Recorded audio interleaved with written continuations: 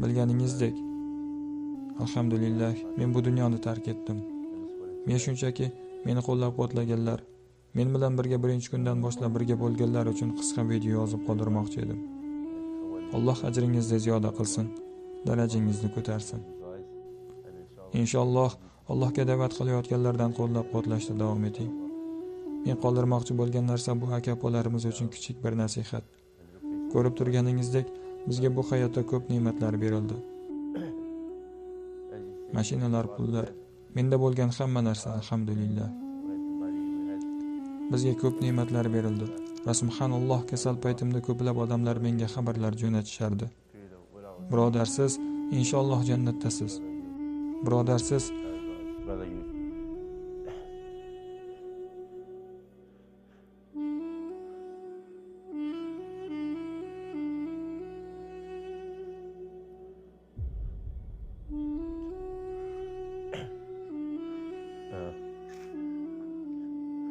Birodar, siz jamiyat uchun, ummat uchun ko'p ishlar qildingiz. Lekin subhanalloh. Lekin bu narsalar hech narsa emas. Bu shunchaki Alloh subhanahu va taoloning bizga bergan ne'mati. Xuddi ertalab uyg'onish, hammomga o'zingiz bora olishimizdek. Hayotimning oxirgi damlarida bu ne'matlarni asta-sekinlik bilan yo'qota boshladim. Alhamdulillah. Allohga qasamki, ba'zilarimizga Alloh subhanahu va taolodan bu dunyoni qachon tark etishimiz bildirilmaydi. Ko'pchiligimizning bu hayotdan ketishimiz to'satdan bo'lgan. Ba'zi opakalarimiz turli klublarda yoki shunga o'xshash joylarda olamdan o'tganini eshitamiz. Subhanalloh. Akalarim va opalarim, bu hayotda oldingizga maqsad qo'yishga, rejalar qilishga harakat qiling va ularni amalga oshirishga harakat qiling. Maqsadingiz xoh o'z loyihalaringizni amalga oshirish bo'lsin, xoh birovlarning savobli ishlariga moddiy bo'lsa ham yordam berish bo'lsin. Uni amalga oshirish uchun harakat qiling. Chunki Allohga qasamki, qiyomatda bu narsalar sizga asqotadi.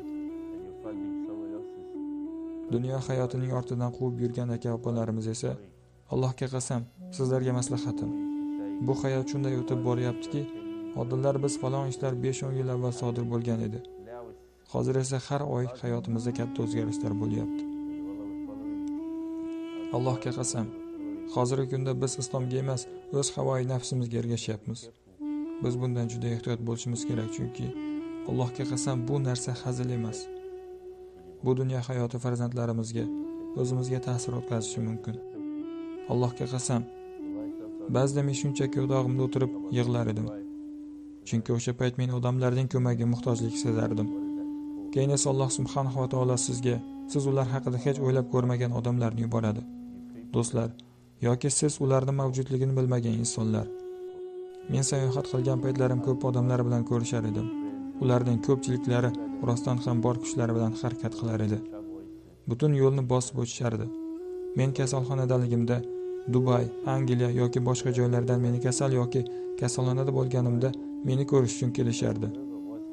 Bu Alloh subhanahu va taolo uchun yaxshi ko'rishlikdir. Ular shunchaki kelishardi. 14 soatlik parvoz, rasmga tushish yoki boshqalarsiz. Shunchaki mendan xabar olish uchun kelishardi. Subhanalloh.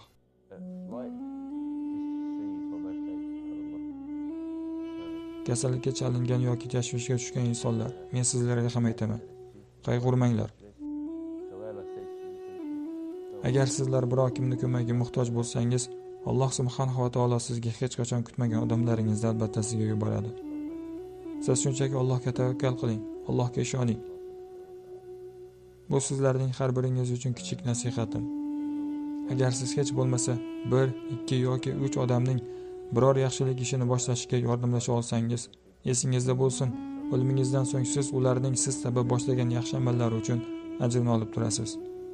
Va bu kimnidir Allohga qaytishiga sabab bo'lsa va inshaalloh bu sizga oxiratda yordam beradi. Shunday qilib hayotingiz davomida u tomon harakat qiluvchi maqsad qo'ying. Inshaalloh u sizga qabrda va oxiratda asqotadi. Alloh sizlarni yaxshiliklar bilan mukofotlasin. Assalomu alaykum va rahmatullohi va barakatuh.